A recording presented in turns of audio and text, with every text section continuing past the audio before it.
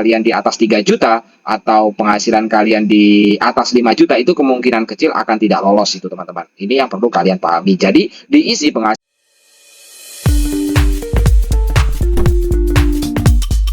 Video ini dipersembahkan oleh Radar Edukasi, berbagi wawasan menambah pengetahuan.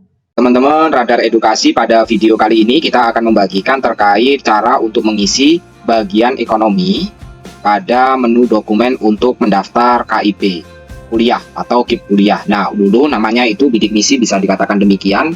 Namun lambat laun pada tahun 2004 bahkan untuk kedepannya sampai dengan tahun 2000 sekian, yang artinya sekarang menunya itu terganti atau digantikan beasiswa ini dengan nama KIP kuliah. Ada beberapa seleksi dalam KIP kuliah seperti yang sudah dijelaskan. Salah satu tahapan akhirnya adalah terkait dengan wawancara. Nah, wawancara yang sudah kita bagikan pada video-video sebelumnya. Untuk kalian yang ingin mengisi bagian menu ekonomi pada KIP kuliah ini, setelah kalian masuk masuk menggunakan pendaftaran di website kip-kuliah.kemendikbud.go.id, nanti teman-teman akan ada menu ekonomi. Menu ekonomi kurang lebihnya seperti ini teman-teman.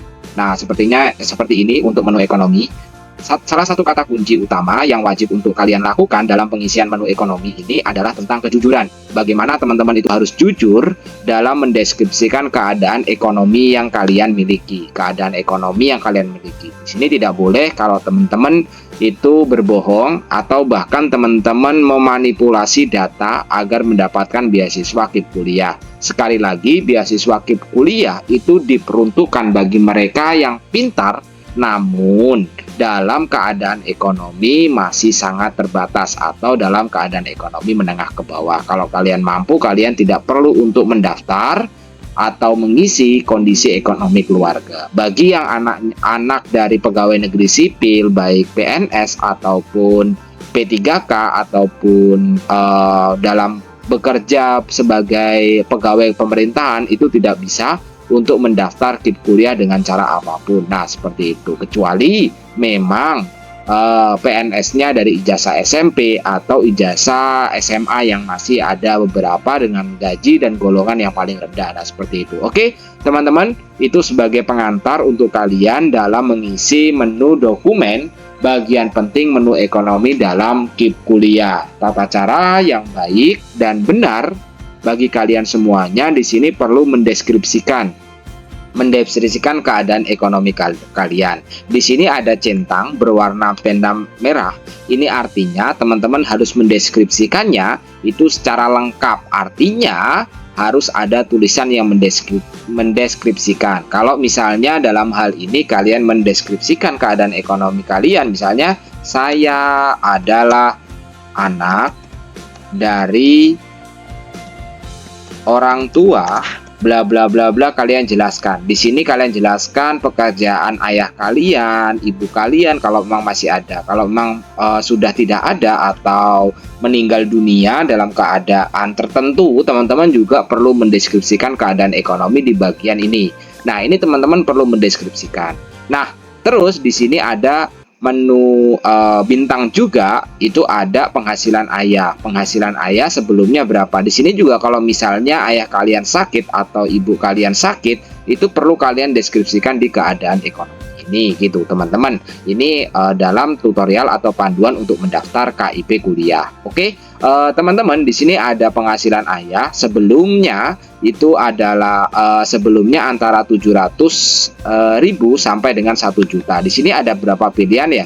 Ada tidak berpenghasilan 250.000 atau 250.000 sampai dengan 500.000, 500.000 sampai dengan 700.000 dan lain sebagainya. Kalau yang misalnya ini teman-teman isi, dihitung aja misal dari penghasilan orang tua berapa beban anggota keluarganya. Kalau memang penghasilan kalian di atas 3 juta atau penghasilan kalian di atas 5 juta, itu kemungkinan kecil akan tidak lolos itu teman-teman. Ini yang perlu kalian pahami. Jadi diisi penghasilan kalian real dari penghasilan orang tua, khususnya penghasilan ayah.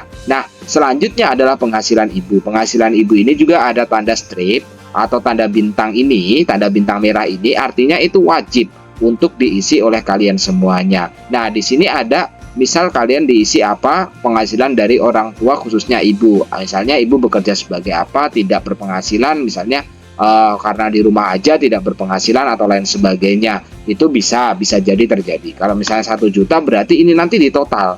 Jadi penghasilan ayah dan ibu artinya di sini adalah 2 juta itu teman-teman. Nah, terus di sini tulis hutangnya. Hutang dari ayah dan orang tua kalian tuh berapa? Kalau misalnya punya hutang 100 juta, itu nanti akan dikalkulasikan antara penghasilan ayah dan ibu dengan biaya kalian. Ya, hutangnya ditulis ada berapa, itu teman-teman perlu juga menulisnya. Terus cicilan hutang di sini adalah cicilan hutangnya per bulan. Per bulan yang harus dibayar itu berapa cicilan hutangnya. Nah, itu teman-teman perlu untuk mendeskripsikan juga. Terus bagian piutang. Bagian piutang juga piutang ini bisa dikatakan sebagai bagian kalian memberikan hutang kepada pihak lain atau orang lain. Dalam memberikan hutang tentu saja ada orang yang berhutang dengan kalian. Jadi piutangnya berapa? Nah, piutang dari orang, misalnya utang teman kalian atau orang tua kalian dihutangi oleh saudara kalian 100 juta, tulis juga 100 juta. Cicilan hutangnya berapa? Nah, kalau misalnya nggak ada, tulis aja 0 gitu. Nah, kalau misalnya hutangnya nggak ada juga teman-teman bisa mengisi 0 atau itu ya, seperti itu. Nah, itu nanti baru diisi di tabungan keluarga. Tabungan keluarga tinggal dihitung tabungan dari keluarga kalian tuh ada berapa. Misalnya di sini tabungan keluarganya 0, itu teman-teman harus mengisinya juga tabungan keluarga 0. Nah, untuk kalian semuanya yang banyak sekali kesalahan terkait dengan dokumen pendukung keadaan ekonomi yang ada tanda bintangnya juga, ini kerap kali diisi dengan dokumen-dokumen yang tidak perlu. Misalnya foto ayah dan ibu yang sedang bekerja, itu kan dokumen pendukung tapi bukan dokumen pendukung utama. Yang disarankan untuk memperbarui data ekonomi atau bisa dikatakan sebagai bagian dari pengisian menu ekonomi KIP kuliah ini adalah foto dengan misalnya foto kalian surat keterangan tidak mampu dari desa atau dari kota,